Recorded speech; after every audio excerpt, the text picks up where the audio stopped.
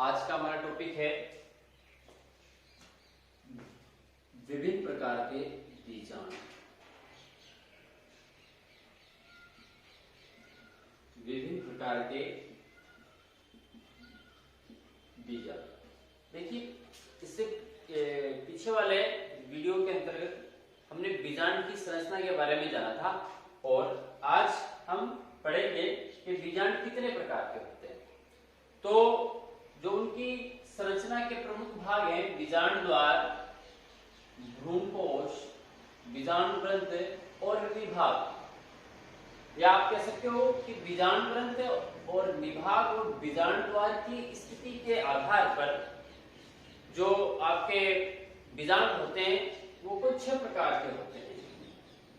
तो निभाग, हम बात करें निभाग, बीजाणु व्रत व बीजाणु द्वार। बीजाणु द्वार की स्थिति के आधार पर, यानी जिस स्थिति में ये तीनों के तीनों स्थित हैं, बीजाणु ग्रंथ, बीजाणु द्वार और निभाग, इन तीनों की स्थिति के आधार पर बीजांड 6 प्रकार के होते हैं। बीजांड 6 प्रकार के होते हैं। देखो, ये हमने पहले के 3 जो बीजांड है, ऋजु बीजांड, प्रतीक बीजांड, अनुप्रस्थ बीजांड और एक और होता है चौथा आपके वक्र बीजांड, एक होता है अर्ध प्रतीक बीजांड और एक होता है कुंडलित बीजांड। इस प्रकार 6 प्रकार के बीजांड होते हैं। तो पहले हम ऋजु बीजांड की यदि हम बात करें, यदि हम ऋजु बीजांड की बात करें, इस ऋजु बीजांड को इंग्लिश में आर्थोट्रोपस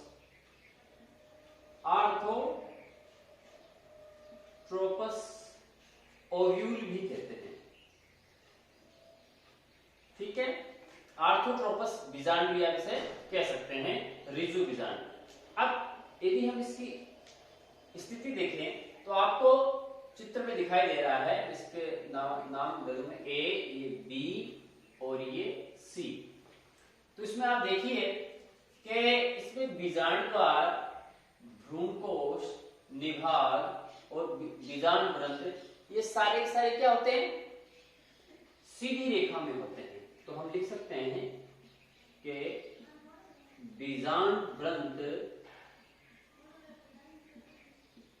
बीजाणु द्वार व निभाग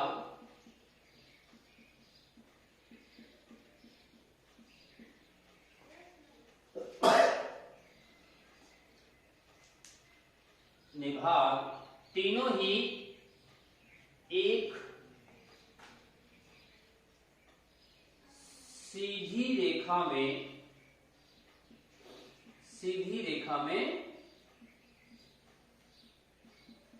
दिखाई देते हैं। आप देख सकते हो, ये देखो इस प्रकार, ये सीधी रेखा में आपको दिखाई दे रहे हैं, ये तीनों के तीनों बीजाणु ग्रंथ, निभाग और बीजाणु द्वार। साथ ही साथ ये जो एम्ब्रियो सेक है,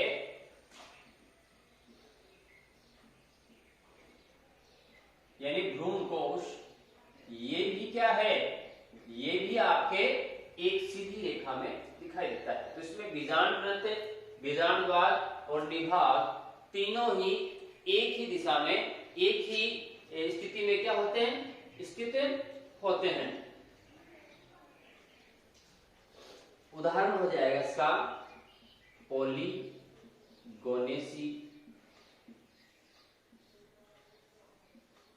कुल के पादप, पॉलीगोनेसी कुल के पादप। तो 2 चीजें हमें इसमें पता चली कि एक तो ये जो ऋजु बीजांड होता है वो कैसा होता है? सीधा होता है। सीधा होने का कारण क्या है? सीधा होने का कारण है कि इसमें इस प्रकार के जो बीजांड के अंदर जो उसका जो बीजांडवाद होता है, जो भ्रूणकोश होता है और जो निभाग है और बीजांड परत है, ये सारे के सारे क्या होते हैं, एक सीधी रेखा में स्थित होते हैं। इसलिए ये जो आर्थोट्रोपस ओव्यूल होता है, ऋजु बीजांड होता है, वो हमेशा सीधी अवस्था में रहता है और ये इस प्रकार का जो बीजांड है वो पॉलीगोनेसी कुल के पादपों में पाया जाता है। दूसरा प्रकार का जो बीजांड है वो है प्रतीप बीजांड। देखिए प्रतीप का मतलब होता है उल्टा। क्या होता है? उल्टा। इसे एनाट्रोपस भी कहते हैं, इंग्लिश में एनाट्रोपस ओव्यूल इसे हम कहते हैं, प्रतीप बीजांड को। इसमें देखिए क्या होता है, आपको जैसे कि चित्र में दिखाई दे रहा है कि ये जो ऋजु बीजांड तो सीधा था और जो प्रतीप बीजांड है वो कैसा आपको दिखाई दे रहा है, इसके बिल्कुल विपरीत उल्टा दिखाई दे रहा है। तो इस प्रकार के बीजांड में, इस प्रकार के बीजांड में अब क्या होता है कि ये जो बीजांड ग्रंथ है इसकी वृद्धि अधिक हो जाती है। इस प्रतीप बीजांड में होता क्या है कि जो बीजांड ग्रंथ होता है उसकी वृद्धि अधिक होने के कारण ये जो बीजांड है, मुख्य जो बीजांड का मुख्य जो भाग है वो क्या होता है, 180 डिग्री पर क्या हो जाता है, घूम जाता है। तो इस प्रकार के बीजांड में बीजांड ग्रंथ की अधिक वृद्धि के कारण,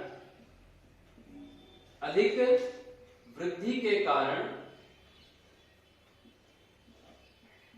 बीजांड 180 डिग्री पर घूम जाता है।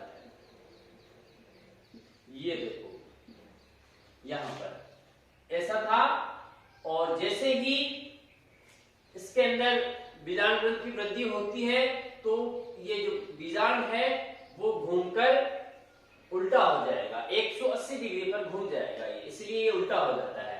तो बीजांड ग्रंथ की अधिक वृद्धि के कारण बीजांड है वो 180 डिग्री पर घूम जाता है, जिसके कारण बीजांड द्वार हाइलम, हाइलम यानी नाभिका, हाइलम यानी हिंदी में इसको बोलते हैं नाभिका, हमने पढ़ा है पहले, जिसके कारण जो बीजांड द्वार है वो आपके नाभिका या हाइलम के पास आ जाता है, नाभिका या हाइलम के पास आ जाता है। अच्छा, इसमें भी आप चित्र में देखोगे तो निभाग और बीजांड द्वार, निभाग और बीजांड द्वार क्या होते हैं, इसमें भी एक सीधी रेखा में आपको दिखाई देंगे। तो इसमें निभाग व बीजांड द्वार एक ही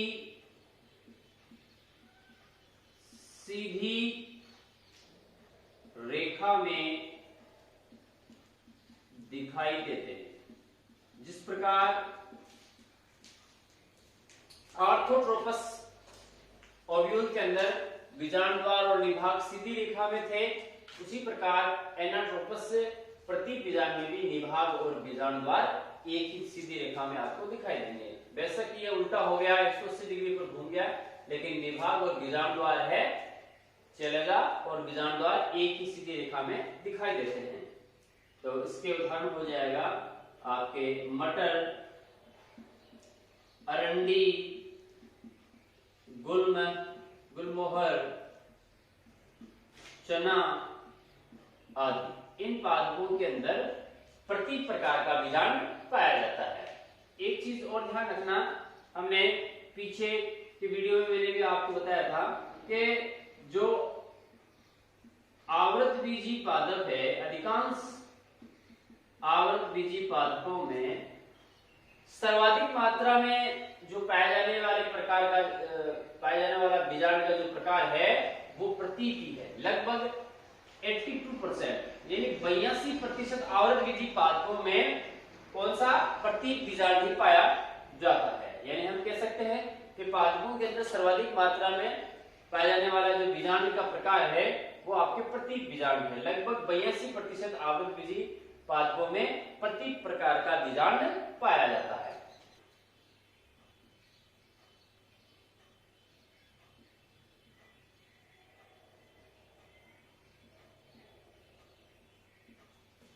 तीसरा आपका बीजांड का प्रकार है अनुप्रस्थ बीजांड। इसमें आप चित्र में देखिए अनुप्रस्थ बीजांड में कि इसमें बीजांड द्वार और निभाग दोनों क्या होते हैं, दो विपरीत ध्रुवों पर स्थित होते हैं। बीजांड द्वार सॉरी निभाग और ये जो बीजांड द्वार है वो दोनों दो विपरीत ध्रुवों पर स्थित है। एक ध्रुव पर बीजांड द्वार है तो दूसरे ध्रुव पर कौन है, निभाग स्थित होता है। तो अनुप्रस्थ बीजांड में अनुप्रस्थ बीजांड में बीजांड द्वार व निभाग दोनों दो विपरीत ध्रुवों पर स्थित होते हैं।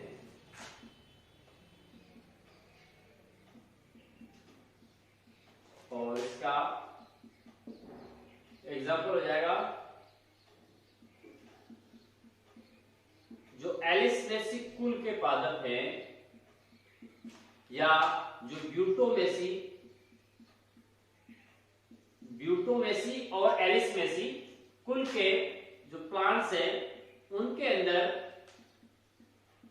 अनुप्रस्थ प्रकार का बीजांड पाया जाता है। अनुप्रस्थ में देखिए आप फिर से कि जो बीजांड द्वार है और जो निभाग है वो दोनों दो विपरीत ध्रुवों पर क्या है, स्थित है। एक छोर पर या एक ध्रुव पर निभाग है तो दूसरे छोर पर या ध्रुव पर कौन है, बीजांड द्वार। अगला है चौथा है वक्र बीजांड। पहले तीन के हमने अध्ययन कर लिया, ऋजु, प्रतीक और अनुप्रस्थ बीजांड के बारे में हमने जान लिया है। अब आगे के तीन के बारे में हम पढ़ेंगे। इसमें सबसे पहला है आपके वक्र बीजांड। तो इसमें आप देखो कि इसमें बीजांड द्वार और निभाग एक सीधी रेखा में नहीं होते। पहली बात, इस प्रकार के बीजांड में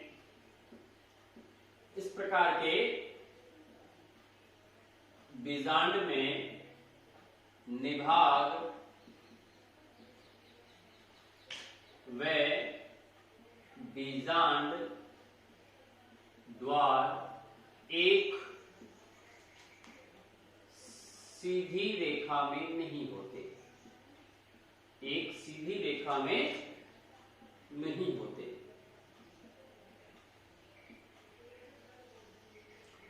अच्छा, फिर क्या है, पहली बात तो ये हो गई कि बीजांड द्वार और निभाग है वो एक सीधी रेखा में यहां पर नहीं होते। इसमें क्या होता है कि बीजांड में वक्रता के कारण, बीजांड वक्र हो जाता है, जिसके कारण जो निभाग है,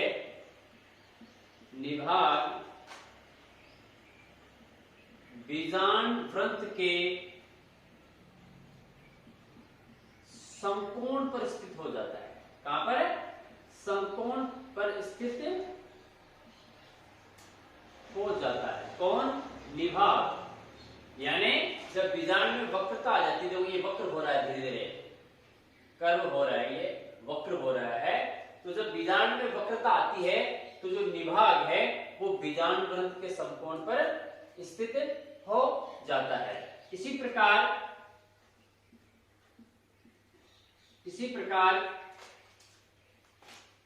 बीजांड द्वार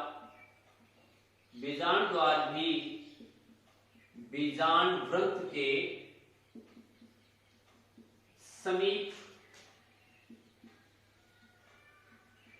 आ जाता है, पास आ जाता है। कौन, बीजांड द्वार भी बीजांड ग्रंथ के समीप आ जाता है, पास में आ जाता है।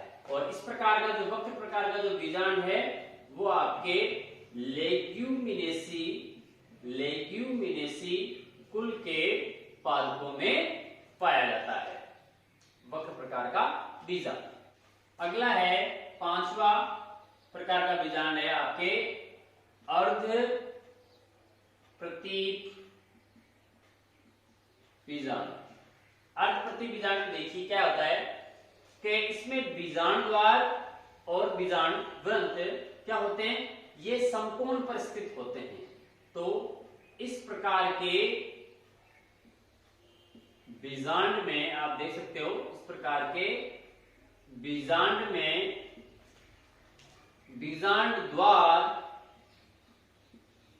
तथा बीजांड ग्रंथ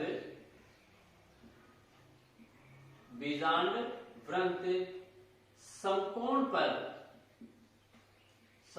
पर स्थित होते हैं।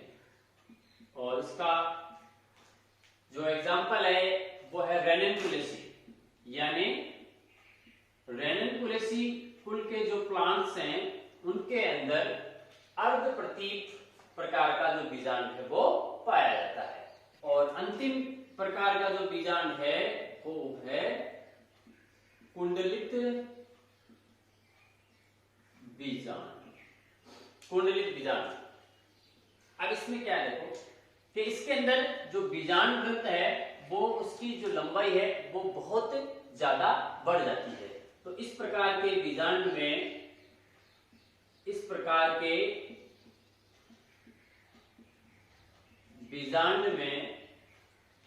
बीजांड ग्रंथ की लंबाई अत्यधिक बढ़ जाती है, जिसके कारण जो बीजांड है,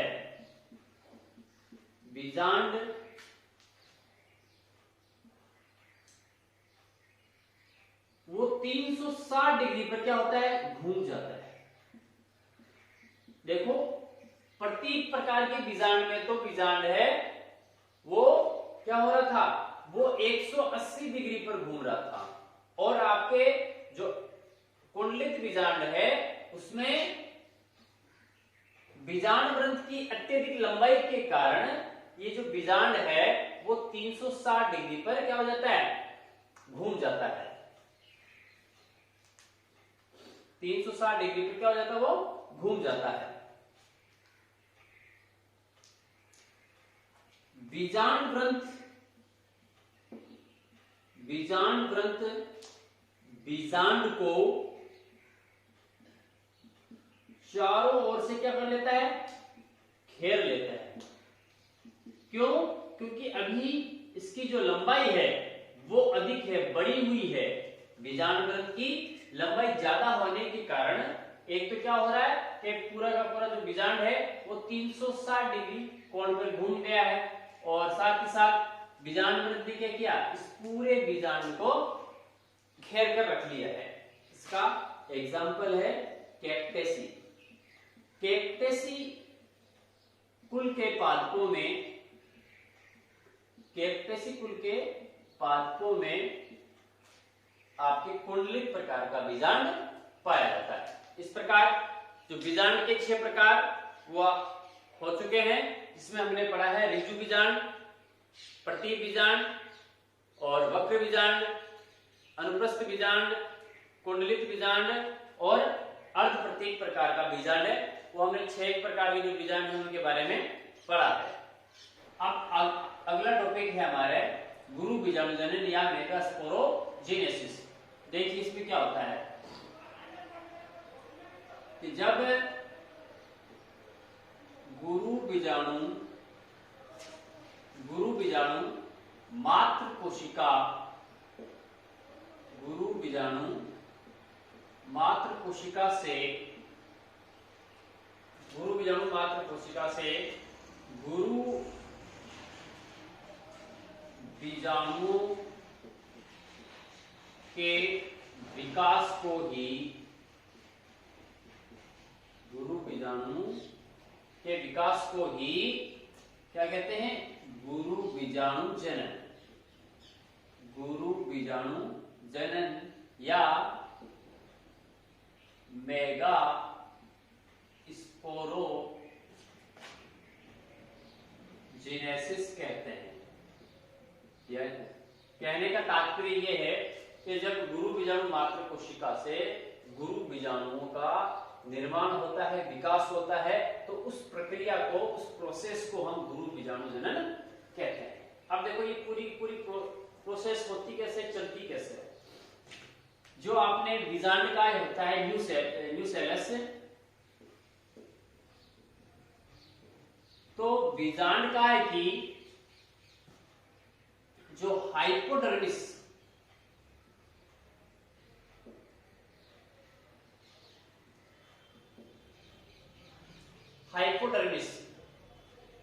हाइपोडर्मिस जो परत होती है, हाइपोडर्मिस परत की कोशिकाओं में से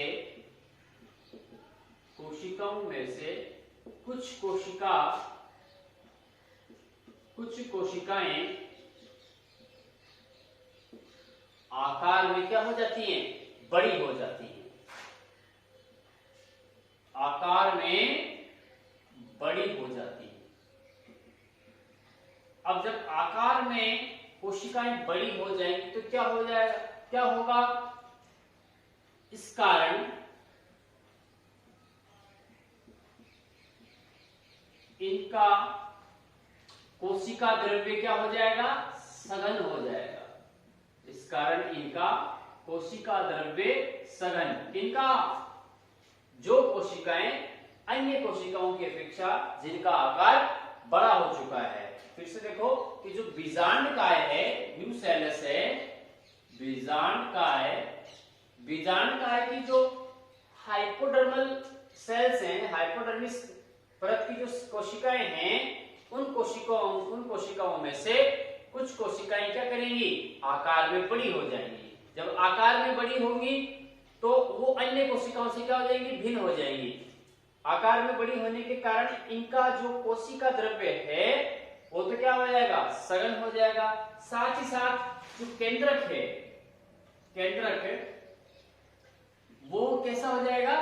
स्पष्ट हो जाएगा। केंद्रक कैसा हो जाएगा? स्पष्ट हो जाएगा। ठीक है, तो इनका कोशिका द्रव्य सघन और इनका केंद्रक है वो स्पष्ट हो जाता है। तो इस प्रकार की कोशिकाओं को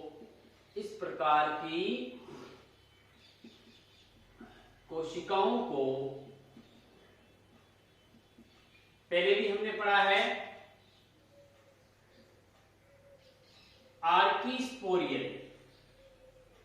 आर्कीस्पोरियल सेल्स यानी प्रेपशु कोशिकाएं कहते हैं। प्रेपशु कोशिकाएं कहते हैं। ये कोशिकाएं आकार में अन्य कोशिकाओं से भिन्न होती है। क्यों? क्योंकि ये आकार में बड़ी हो जाती है, इनका कोशिका द्रव्य सघन हो जाता है, इनका केंद्रक स्पष्ट होता है। तो इस प्रकार की कोशिकाओं को आर्कीस्पोरियल सेल्स या प्रेपशु कोशिकाएं कहते हैं। अब क्या होता है कि जो प्रेपशु कोशिका है, प्रेपशु कोशिकाओं में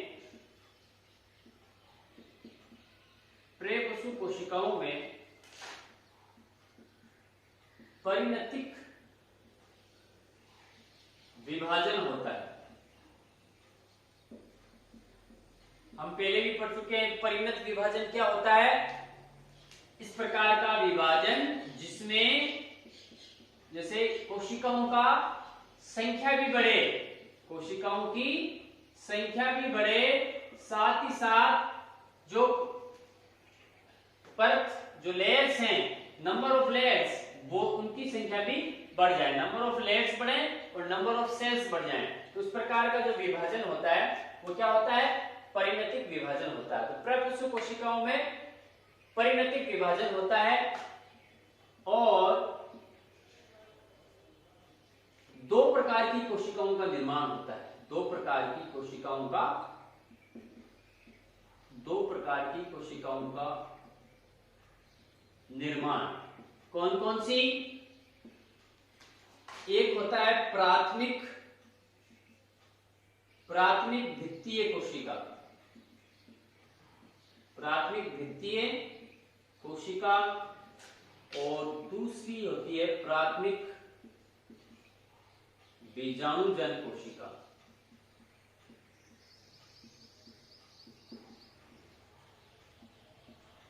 प्राथमिक भित्तीय कोशिका और प्राथमिक बीजाणुजन कोशिका। तो अब क्या होता है, प्राथमिक भित्तीय कोशिका और प्राथमिक बीजाणुजन कोशिका दो प्रकार की कोशिकाएं बन गई। अब ये जो प्राथमिक भित्तीय कोशिका है, इसमें क्या होगा, या तो यह अविभाजित रहेगी, यानी इसमें कोई आगे चलकर किसी प्रकार का डिवीजन नहीं होगा, विभाजन नहीं होगा, या फिर यदि विभाजन हो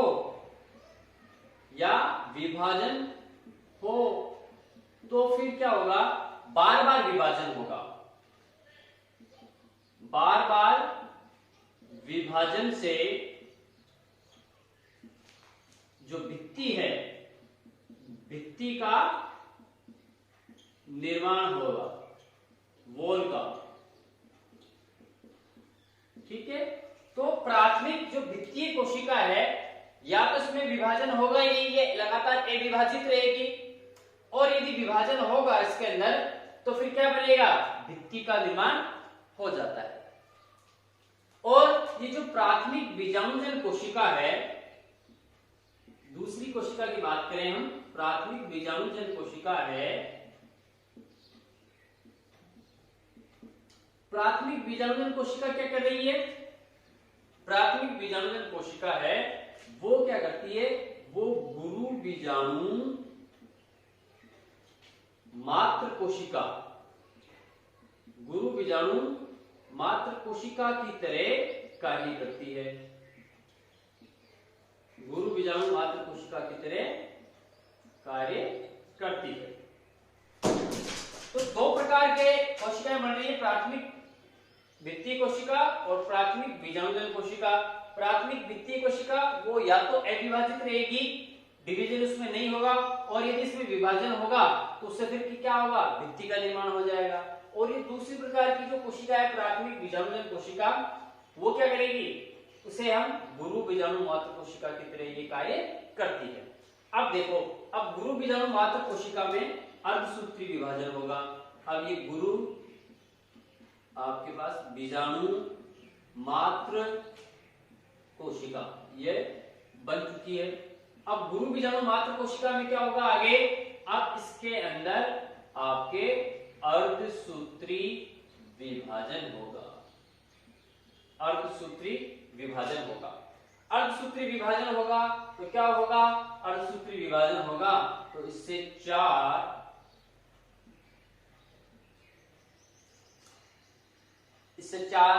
क्या बन जाएंगे, गुरु बीजाणु का निर्माण होगा। चार गुरु बीजाणु का निर्माण हो जाएगा।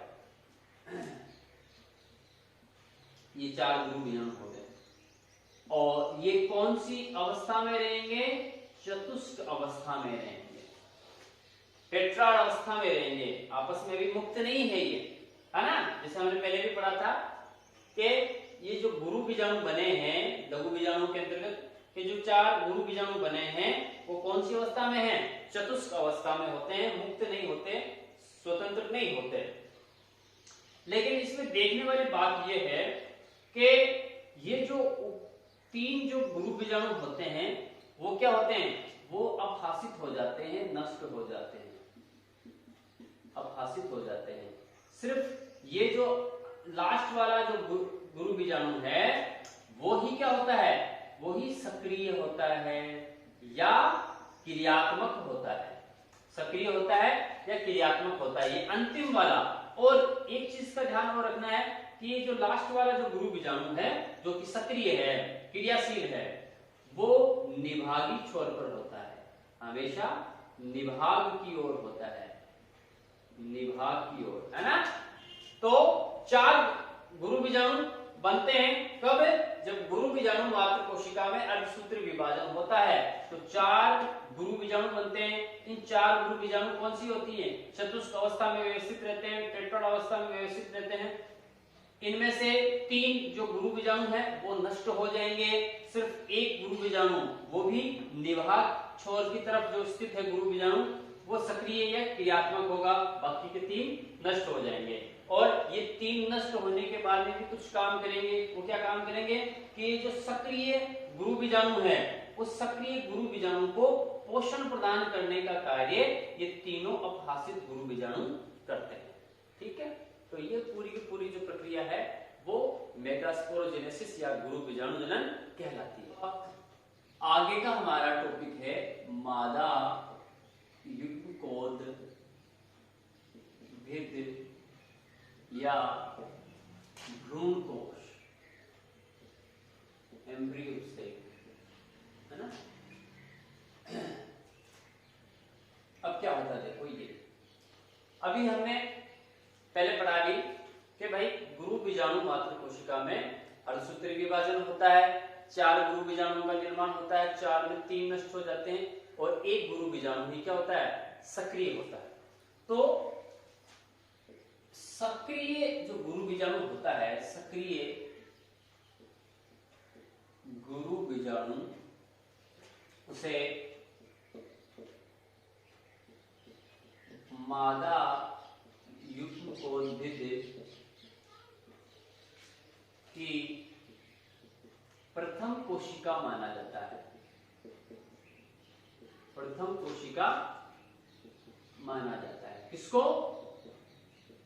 जो गुरु बीजाणु बने हैं 4, जिसमें 3 तो अपहासित हो जाते हैं, नष्ट हो जाते हैं। जो सक्रिय जो गुरु बीजाणु होता है उसे ही मादा युग्मकोद्भिद की प्रथम कोशिका माना गया है।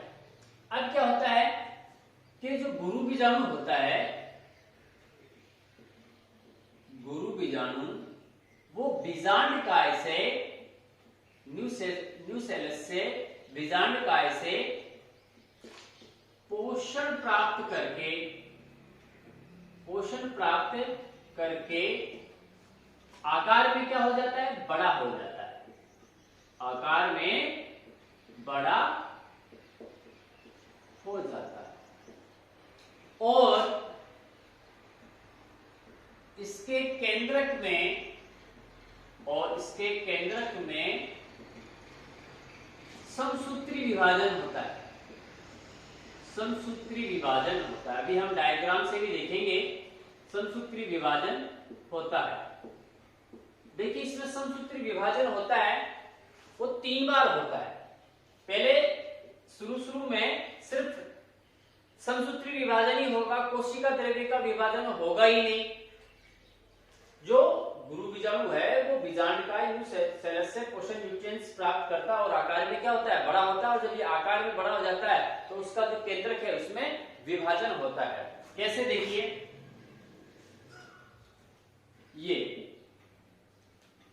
ये आपका गुरु बीजाणु है सक्रिय, ये गुरु बीजाणु सक्रिय गुरु बीजाणु है। ये इसका क्या है? केंद्रक है, केंद्रक। अब क्या होगा? इस केंद्रक में विभाजन होगा। कौन सा? समसूत्री। मैंने भी आपको बताया 3 बार समसूत्री विभाजन होता है। इसमें समसूत्री विभाजन 3 बार समसूत्री विभाजन होगा। ये फर्स्ट बार हो रहा है। जब समसूत्री विभाजन होगा केंद्रक का तो कितने केंद्रक बन जाएंगे? 2 केंद्रक बन जाएंगे, एक ये रहा, एक ये रहा। ठीक है, और दोनों के दोनों जो केंद्रक हैं वो दोनों बीजांड के दोनों ध्रुवों पर चले जाते हैं। आपने देखा कि ये वाला जो छोर होता है वो होता है निभाग और ये वाला जो छोर होता है वो होता है बीजांड द्वार। ठीक है, तो एक केंद्रक है वो निभाग की तरफ चला स्थित हो जाएगा और दूसरा केंद्रक है वो बीजांड द्वार के पास में या बीजांड द्वार की ओर स्थित हो जाएगा। तो फिर से देख लो, जो गुरु बीजाणु है उसके अंदर पहला समसूत्री विभाजन होता है। समसूत्री विभाजन यानी इसमें केंद्रक का विभाजन होगा। इसका केंद्रक का विभाजन होगा, कोशिका द्रव्य का नहीं होगा, सिर्फ केंद्रक का विभाजन होगा। तो समसूत्री विभाजन होगा केंद्रक का, जिसके कारण दो केंद्रक बनते हैं, दोनों में से दोनों अलग अलग ध्रुव पर स्थित हो जाते हैं। एक केंद्रक है वो निभाग वाले छोर पर स्थित होगा, दूसरा केंद्रक है वो बीजांड द्वार की तरफ स्थित हो जाएगा। अब क्या होगा, फिर से समसूत्री विभाजन होगा, ये दूसरी बार हो रहा है समसूत्री विभाजन, और इसमें भी केंद्रकीय विभाजन होगा, यानी केंद्र का ही विभाजन होगा। जब समसूत्री विभाजन पुनः होगा तो फिर देखो क्या हो जाएगा,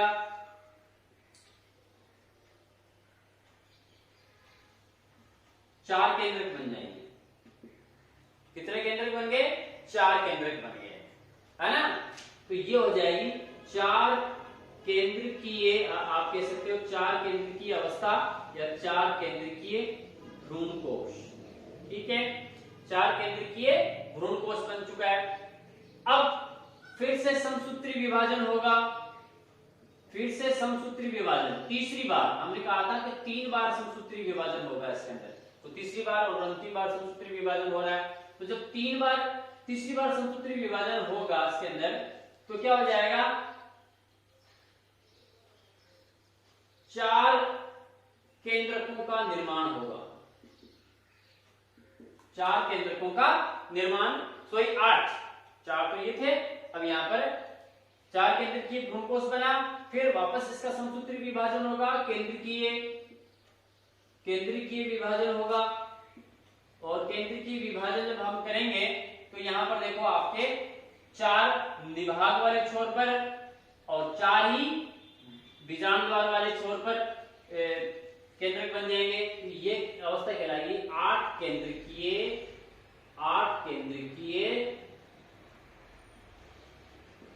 भ्रूणकोश। अब आगे का देखो, इसके अंदर पहला एक केंद्रक था, समसूत्री विभाजन हुआ, 2 केंद्रक बन गए, जिसमें एक केंद्रक निभाग वाले छोर पर, एक केंद्रक बीजांड द्वार वाले छोर पर आ गया। फिर वापस इसमें समसूत्री विभाजन हुआ दूसरी बार, फिर इसमें कितने केंद्र बन जाएंगे, 4 केंद्रक बन जाएंगे, 2 निभाग वाले छोर पर, 2 ही बीजांड द्वार वाले छोर पर। पुनः इसमें तीसरी बार और अंतिम बार समसूत्री विभाजन हो रहा है, तो उसके अंदर 8 केंद्रक बनेंगे, जिसमें 4 निभाग की तरफ और 4 ही बीजांड द्वार की तरफ स्थित होंगे। तो ये अवस्था कहलाएगी 8 केंद्रकीय भ्रूणकोश। अब क्या होता है देखो आगे, अब होगा क्या, अब यहां पर 4 केंद्रक हैं, तो इन 4 में से 3 तो यहां पर ही रहेंगे निभाग वाले छोर पर, और एक केंद्रक शिफ्ट होकर कहां पर आ जाएगा, यहां सेंटर में आ जाएगा। ये निभाग वाला छोर है, इसमें 4 केंद्रक थे, तो 4 केंद्रक में से 3 केंद्रक तो वही रहेंगे, एक केंद्रक शिफ्ट होगा, स्थिति बदलेगी, और वो कहां पर आ जाएगा, वो आ जाएगा आपके बीच में आ जाएगा। इसी प्रकार बीजांड द्वार वाले तरफ भी कितने केंद्रक थे, वहां पर भी 4 थे। अब इन 4 केंद्रकों में से 3 केंद्रक तो यही रहेंगे, और एक केंद्रक शिफ्ट होकर कहां चला जाएगा, वो मध्य केंद्र आ जाएगा। ठीक है, अब यहां पर जब आ गया, ये केंद्रकों की स्थिति चेंज हो गई, फिर से देखो 3-4 केंद्रक निभाग की तरफ और 4 ही बीजांड द्वार की तरफ थे। अब क्या होगा कि अब 4 में से एक केंद्रक है वो शिफ्ट होकर, स्थानांतरित होकर मध्य में आ जाएगा, और यहां पर भी एक केंद्रक कहां पर आ जाएगा, मध्य में आ जाएगा, बीजांड द्वार की तरफ। अब कोशिका द्रव्य का विभाजन होगा, अभी तक सिर्फ केंद्रक का विभाजन हो रहा था, अब कोशिका द्रव्य का क्या हो जाएगा, विभाजन होगा, कोशिका द्रव्य विभाजन होगा। और जब कोशिका द्रव्य विभाजन होता है तो आपको पता होना चाहिए, कोशिका द्रव्य का विभाजन होता है तो भित्ति का निर्माण होता है। किसका निर्माण होता है, भित्ति का निर्माण होता है। अब आगे देखो, अभी तक तो ये, अब इनका यहाँ पर ये जो कोशिका द्रव्य फैला हुआ है चारों तरफ, कोशिका द्रव्य का विभाजन होगा। कोशिका द्रव्य का विभाजन का मतलब क्या है, भित्ति का निर्माण। आप देखो,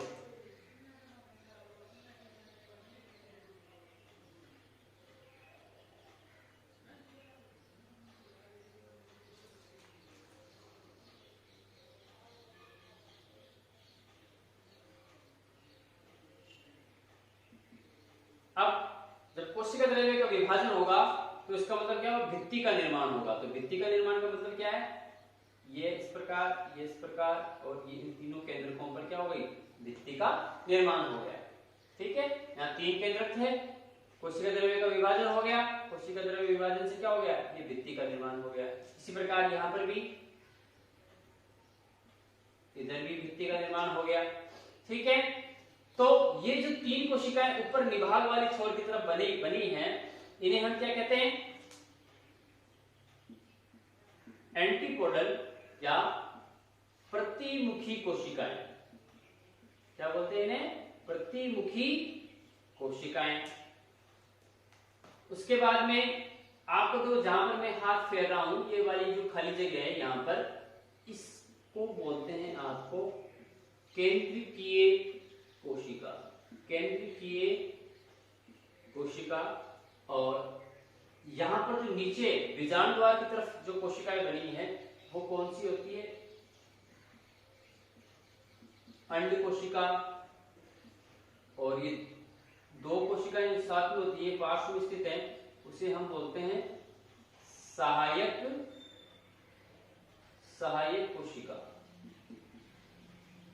कोशिका। ये अंड कोशिका होती है, वो क्या होती है, अगुणित होती है।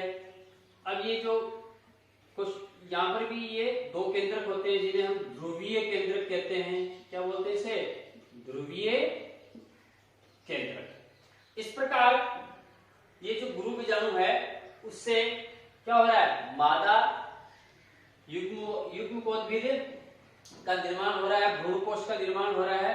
और इस भ्रूणकोश के अंदर क्या होती है, अब कोशिकाएं देखें तो 1 2 3 4 5 6 7, तो 7 कोशिकीय व केंद्र कितने होंगे, 8, 1 2 3 4 5 6 7 और 8 केंद्रीय ये भ्रूणकोश है वो यहां पर निर्मित हो गया है। तो आज के लिए इतना ही, और ये आपका ये चैप्टर है वो समाप्त हो गया। अगले चैप्टर को हम अगले वीडियो में डिस्कस करेंगे। धन्यवाद।